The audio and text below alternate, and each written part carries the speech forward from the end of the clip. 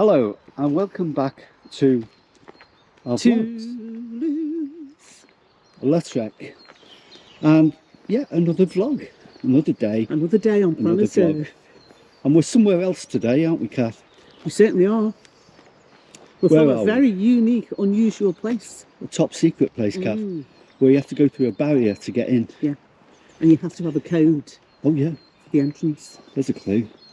You have to have a Not code. only do you have to have a code, but you have to decipher other codes to get through. Do you? Mm-hmm. You do?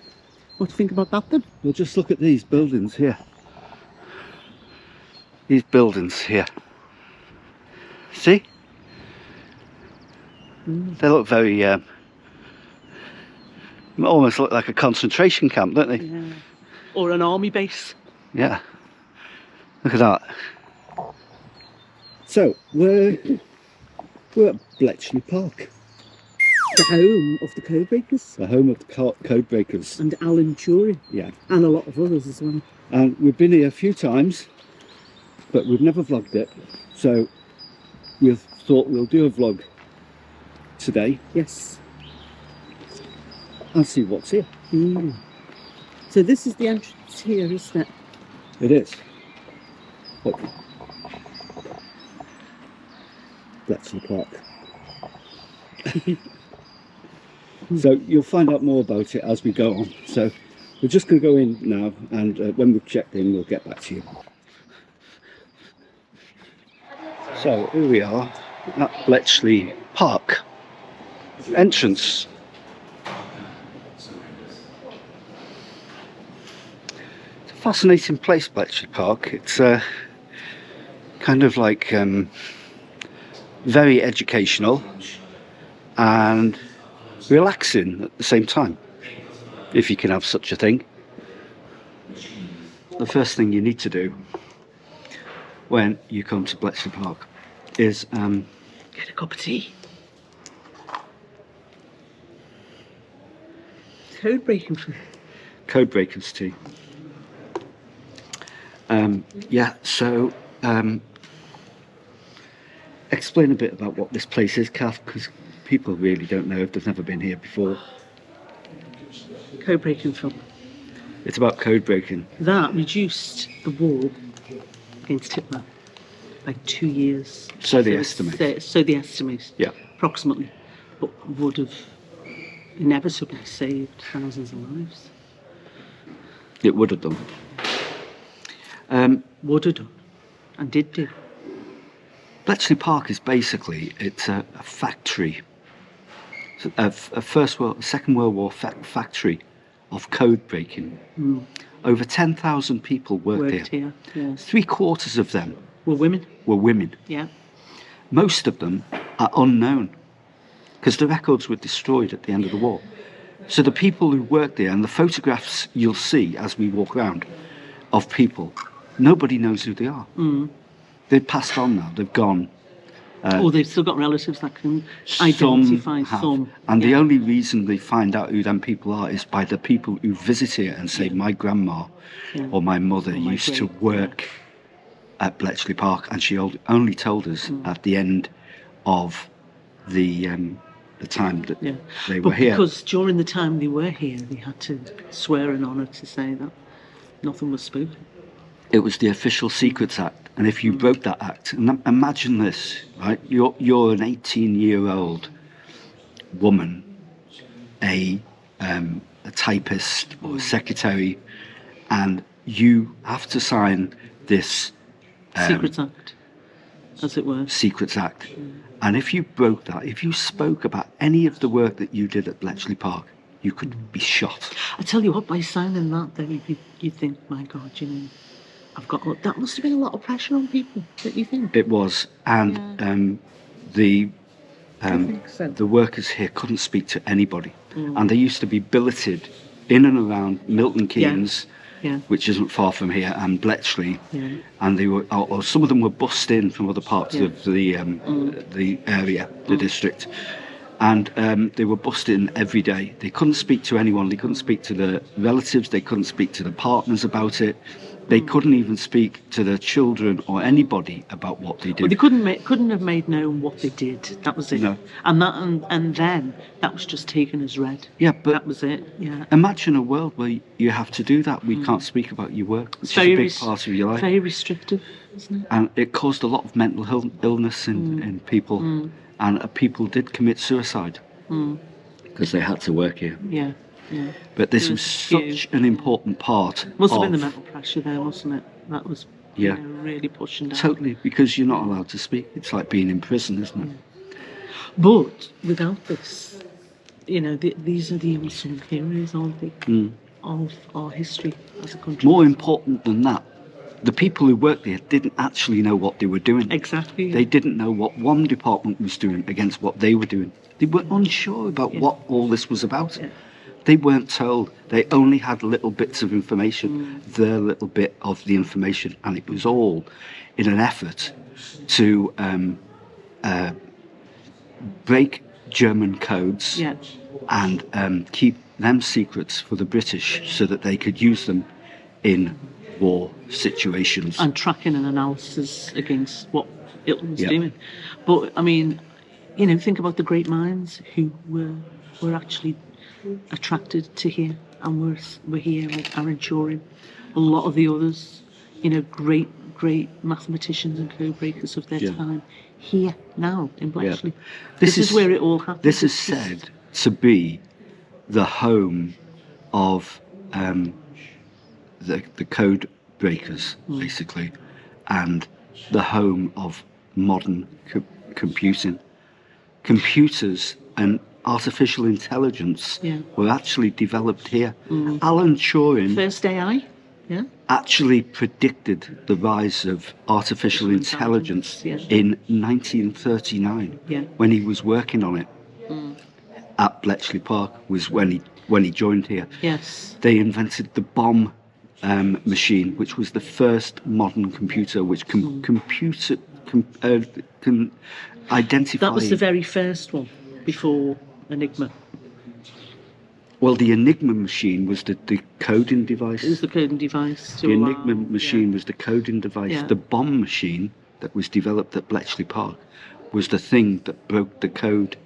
Because the Germans were using Enigma machines as well, and the British were using Enigma machines. But the actual the bomb was the one that got the nail on the head. That actually cracked the code using incredible calculations that we can do on a mobile phone these days. Yeah. But going back to the calculation method and what Turing came up with, and all others that are here as well, they seem like very simplified methods, but then very complex to use to do the goal. But the actual method of it was about, identifying repetitive patterns, wasn't it? Something that came up periodically all of the time. It was. Within a sequence of patterns. But if you didn't have a computer to make them connections, you could never have just written it down on a piece of paper. It would have took years. You had to have an army of people like they had in Bletchley Park to break them codes. And if it wasn't for the code breakers, we wouldn't have had success in the D-Day landings. Yeah. We wouldn't have had success over a lot of things that happened in World War Two. But now, we'll the thing remember. is, right, we've got listen, we've got these sandwiches and we've got to eat them now. So while we're eating our sandwiches, we'll get back to you as we go around this place flashing stuff up. Literally. See you in a minute.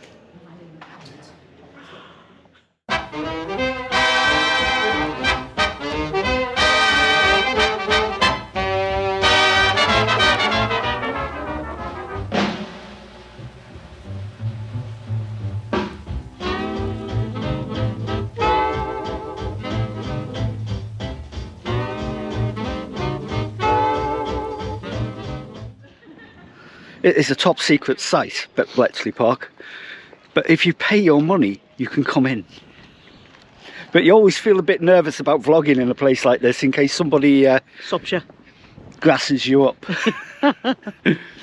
So, Bletchley Park. Didn't shout. We did talk about it, didn't we? What exactly is it? Why is it called Bletchley Park? Well, first of all, the birds, be quiet. It's a park. And we're walking around the park now. No, but they've created this space, haven't they? But this was sold over from a private home, wasn't it? Don't know. People don't know where that is, you see, because we've just gone in now. Now listen, we've got to walk around the park and talk about the park. Now it's called Bletchley also. Have you actually philosophed? So it's not. It's a park, right? Hang on. Well, it's also called. Okay. See, I can't even tell the viewers what I'm saying. We're talking about the site, Phil. So we need to give people an idea. That's where we are. Of the site. There, just there. I mean, look by the lake. How many units there are there. Yeah, I know. In the middle. They also had their own performance space. They had to have some recreation, for God's sake. Sorry. Performance space, yes. They used to bring indeed, and it's called. It's a park. London. Look, have a look. Look at the park. But look at the mansion. Yeah, but look at the park. So this is the park, Bletchley Park. And the lake, Phil. And it's called Bletchley because it's by the village of Bletchley. So there's no secret about that. There you go. Best thing to do when you But I must say, those daffodils are looking absolutely beautiful. The daffodils over there, you probably can't see them. Yeah, well, why don't you show people over that way?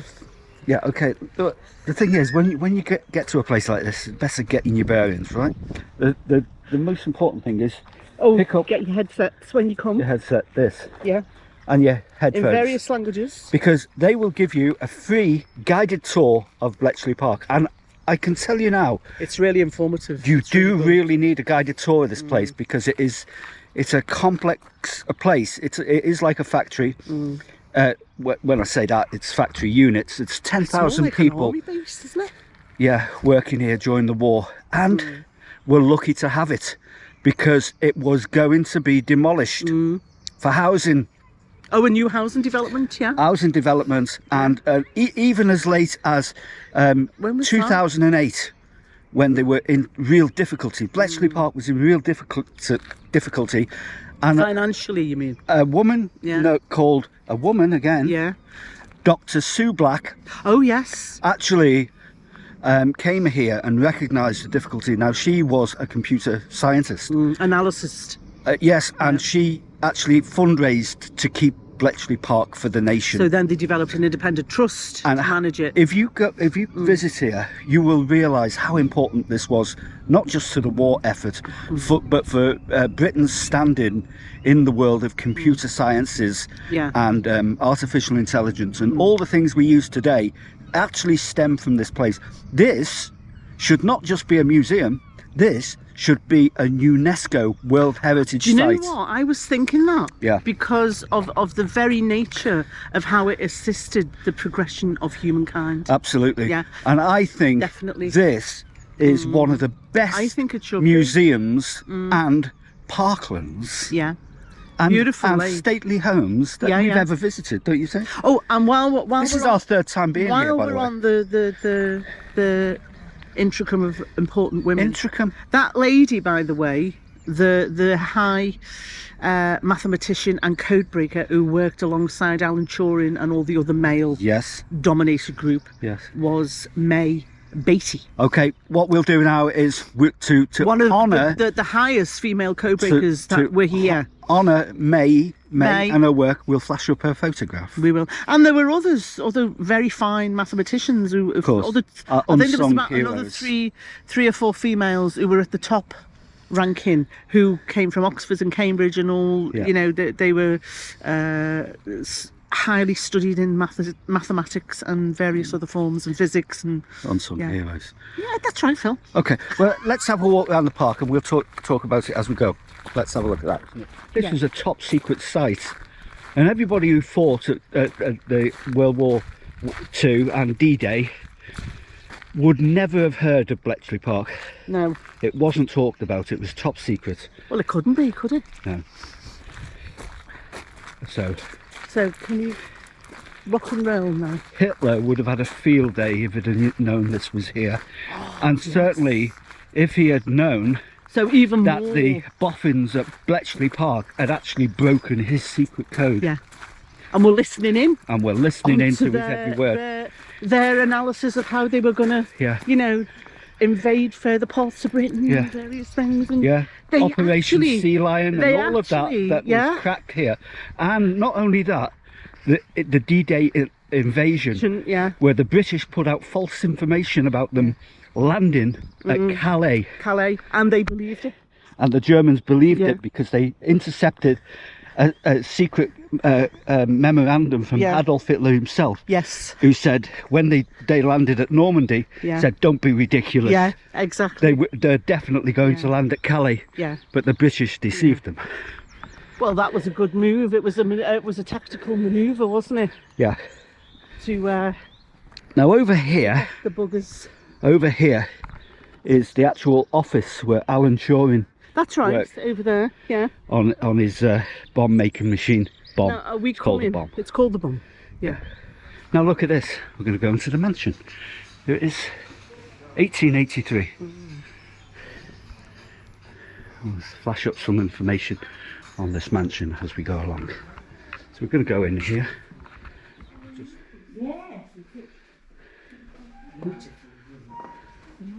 This is the library.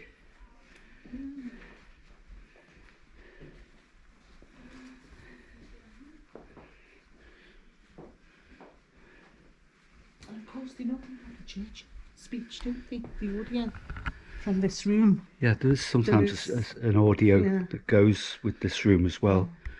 That you. But look at this, like jackets over the chairs. I know. Cardigans. The handbags on the floor. It's fascinating. Like the secretaries have just. Just left. Because there was a lot of administration work here, not just code breaking. Yeah. Will probably be a fateful one in the history of the world. Has opened quietly. And it is the quiet of the calm before the storm. We are at war. Vast numbers of men armed with the most powerful weapons of destruction that science can devise are watching one another from behind their defenses. Our daily reconnaissances far out over the sea into the enemy's territory or territorial waters, running the gauntlet of fire from the ground or of aerial attack. This was added later.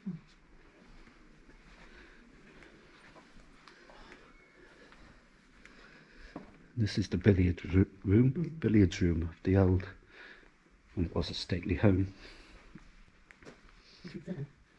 Yeah. This is the ballroom. Beautiful ceiling.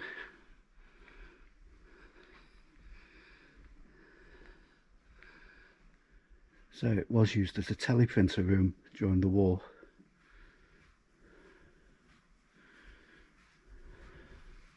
Right, this used to be England. Yeah, but during the war it was a teleprinter room. Yeah, during the... Yeah, so every... But originally it was the ballroom. Yeah, when it was a... Yeah. When it was a... Well, it was lived in by Sir Herbert Leon. Herbert Leon. This was built in 1881. Yeah. Took about 2 years, to 1883. Yeah, and he actually bought it over in 1883. Well, he paid for it to be built. Right. You're loving it now, aren't you? Yeah. There you go. Go on, after you. Let's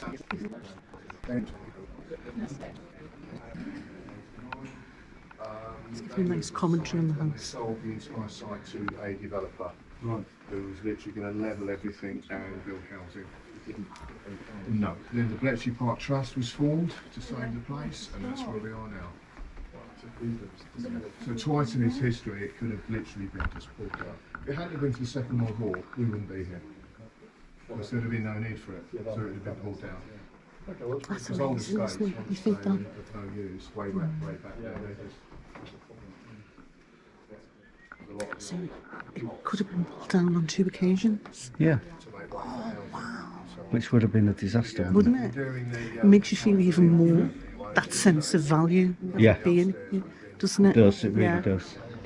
So that was a fascinating look at the manor house there. And the original site plan to expand Yeah. into the very huts that produced the Enigma. Yeah. Because it was very overcrowded here, wasn't it? It was. I mean, was it over 1,000 people 1,000 based people. here? It could be more. Yeah. I remember that from last time, but we can check the figure on that. 10,000 people. Sorry? 10,000 people worked there. Did they? Yeah. Did you get the right facts? Yeah, that's on that? definitely 10,000. No, but when it started off, I'm talking about when it first began, and then they realised that. Did I get the right facts? You got the right facts there. Good and evil at play here. I'm telling you, 10,000 people worked here. Google it. Check on your No, I don't need audio. to, I know. Ah, Read all about it, Kath. but not straight away. Well, I don't know. Talking about in the initial stages. It probably grew. It grew gradually. They didn't know yes. how many it was going to grow And then to. they realised how, they needed to accommodate more people. Yeah. And there's some of the cottages that they used to live in.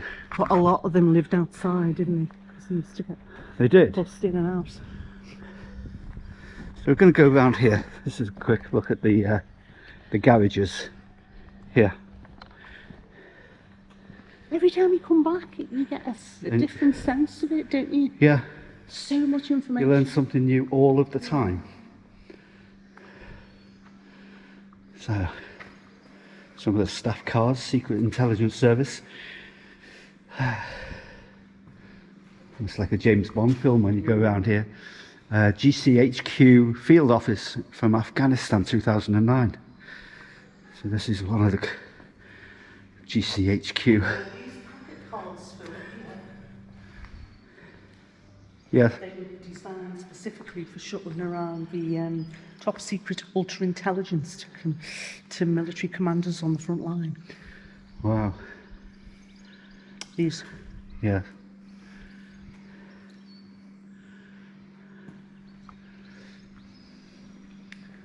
So there you go, dispatch riders. Very important part of communication before the days of the internet.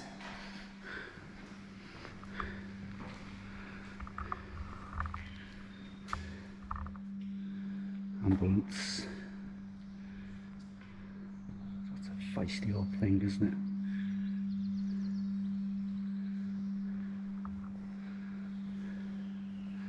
This car's a 1947 Sunbeam Talbot, and this was used in the making of the film Enigma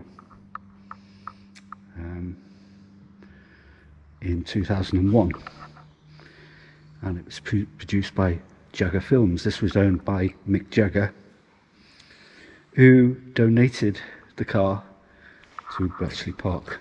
Mm-hmm. See some stills from the film there.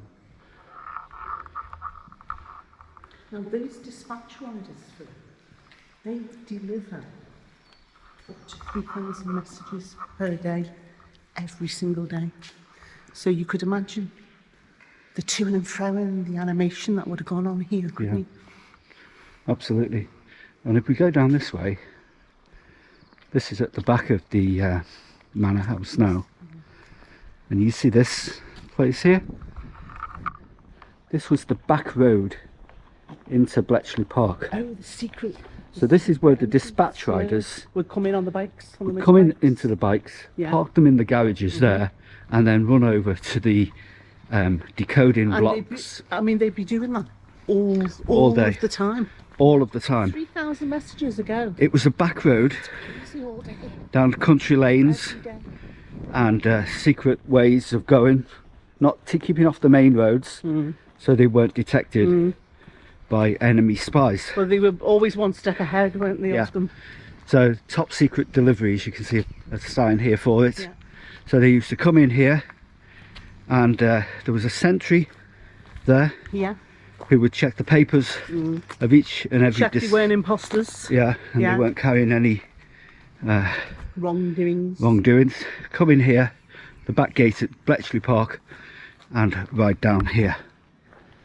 You can actually visualise history. it, can't you? When you can actually visualise when it. you talk it through. Yeah, you can see the films that You you've can see seen like it. that, where they It's like a reel, isn't it? Yes, you you can see can it come see- into play. see Yeah. the. This is living history, really. Stood in the load of mud. Very nice too. See, Catherine stood in the mud there. And of course, the film Enigma with Stood- Cumberbatch. No, that was the Imitation Game, Cumberbatch. Enigma Oh, yes, was of the course, 2001 yeah, yeah, film yeah. Of course, yeah. with Keira Knightley, was it? Was it? I think Keira Knightley was in it. Of course, you're right. Yeah. So there's been two films Yeah. about But I the thought Cumberbatch Codebreakers. Rail was really good. in that. Brilliant. Yeah. He played Chorin, didn't he? Chorin, Alan, yeah. Alan Chorin. Yeah. Who Top codebreaker here. didn't he come from Manchester, Chorin? Yeah, he did, didn't I he? think he did. He had a bit of a secret checkered life, didn't he? Yeah. So And they do say he committed suicide using cyanide, didn't he? he poisoned the Also apple. They're not so sure it was intentional, but I think it was because he was. poisoned the apple. He Because- injected it with cyanide. Yeah. No, but they still won't say it was fully intentional No. because they don't fully know. Chorin had a troubled life Yeah, because he was homosexual. yeah. And at the time, it was. It was illegal to be homosexual. offence, It's a criminal yeah. offence, and he got punished for indecent exposure or gross indecent behaviour or something like that. Yeah. And With I think it was with a young male, isn't it? it doesn't matter, really, because you know what? That doesn't matter. It was a time. What where people matters were was his intellect and his persecuted. mind and his way of He was the greatest cracking the code. mathematical Genius. His work Yeah. saved thousands upon thousands of lives. Because And the yet- war would have gone on for a lot longer He without could- this. Yeah, but yet he couldn't Yeah. talk about his work at all, No. and he went unsung all his life. Yeah. And And he couldn't talk about his homosexuality either. no, So he was a troubled soul. he was, and he Yeah. was never appreciated while he No. was alive. It's No. only in recent years that he's been Celebrated. And celebrated, and now And now in he more lenient appears on a times. doesn't he appear on the back of £50 a note? £50 note? He Yeah. does. Yeah. So,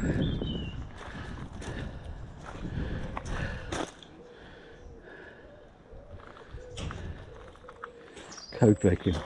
I like the way they've used a maze, an ancient maze, because that's what they were untangling. Maze of deception, and Actually, Turin actually was based here in these cottages. one of these cottages. Yeah, along with Dilly Knox, lives. Mavis Lever. Mavis Lever. Yeah. She was another lady who was Yes. part of the team, along with May Beatty. Yeah. This place is so important. You can feel the importance when you hear, like you said, about when you overheard one of the guides saying Yes, just that now. this could have been demolished on two separate occasions, for housing yeah. development. Yeah, yeah. It was bought over by a private company. And then you only really begin to understand the value Yeah. of what's here now, I think.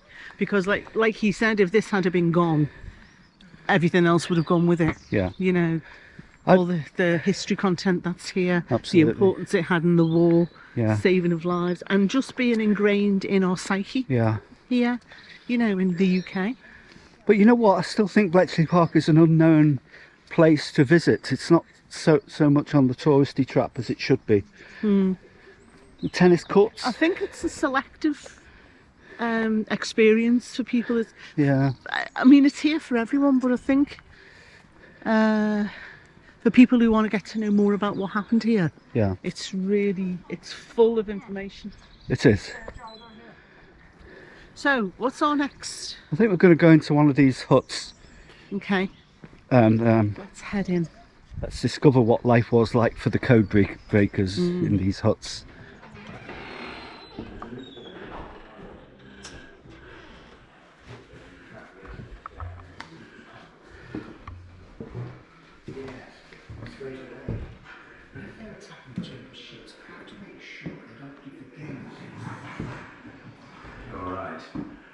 We have to protect the Enigma secret. Make sure they remember they can't attack unless they put up a spotter plane first, so the Germans don't realise we've broken Enigma. I'll leave a message to London to make sure they're in line. We're actually standing in the most secret bit of Bletchley Park. If you use the word like where it all the chats in the air, happened. we think we don't know what. This is where all the code-breaking carried on. This is it. So this is our insurance base here. Very clever people have passed through here, Kath. We certainly have. Bow your head, Kath.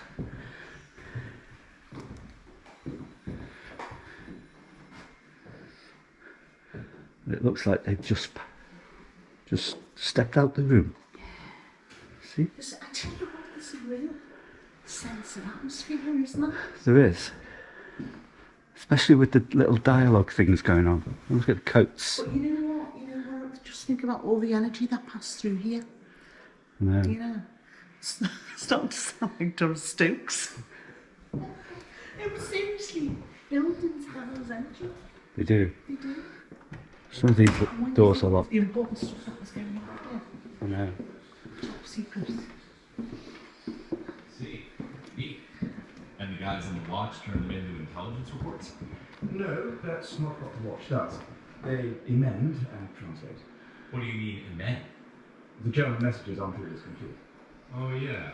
They said in Hut 6 that the intercept operators can't get every letter because of poor reception. That's right.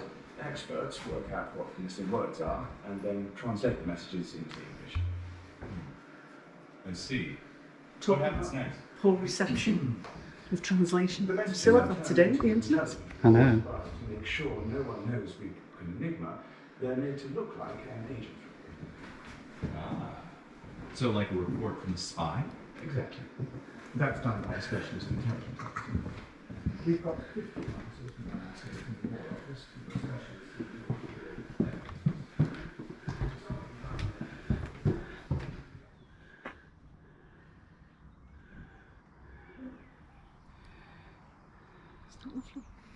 So we're going to continue around Bletchley Park. Going to look around, aren't we? Yes, we are. And anything we see, we'll insert into the video. But for now, we'd like to say thank you for watching our video. I hope you've enjoyed Hope you've enjoyed it. your visit with us. And it may inspire you to come again yourself. If you want to come here, we'll leave a link on the description of the video for you to follow. Yeah. Now it costs, how much does it cost to come here? Oh, per adult, It's I think over- it's about 25 each. It's about £25 each. That's But about it gives £50. you that ticket gives you a yearly pass to Yes. come in again and again. It does, and this is our third visit. Yeah. And I'd like to thank David And Louise. and Louise Jukes for giving us the opportunity of coming here all the times that we've been here. Yeah. We don't want to broadcast that, Phil. No, we don't want to broadcast that, but thank them anyway for doing that. And we've enjoyed every minute of our trips to Bletchley. So if you've enjoyed this vlog, please give us a thumbs Come up. behind the tree. Yeah, we've got lots more to see. We'll insert it into the video as we go along. Yeah. But we just want to get this bit out of the way. Because we're getting limited on time now, aren't we? We're really? limited on time now. And there's a lovely cat. Oh, Pushkin. Look at the cat. He's lovely. You got him? Yeah. He's a nice cat. Star of the show. He is. And so, yeah, thanks for joining us. And I hope you'll see us again in the next 2 Loons. Lautrec. If that's your bit. 2 Loons. Laddie. Laddie. Thank you. See if you can Laddie. end with a little snippet of this little chat. Yeah, okay. Thanks for watching. See you soon. See you soon. Oh, bye-bye. Bye. There's a cat. Oh, gorgeous. Hey, Pushkin. Hey, cat. Look at you. Hey. Hey. You should say hiya. Hiya. Darling. You're the star of the show. Beautiful. Yes, you are. Yeah. She's a lovely girl.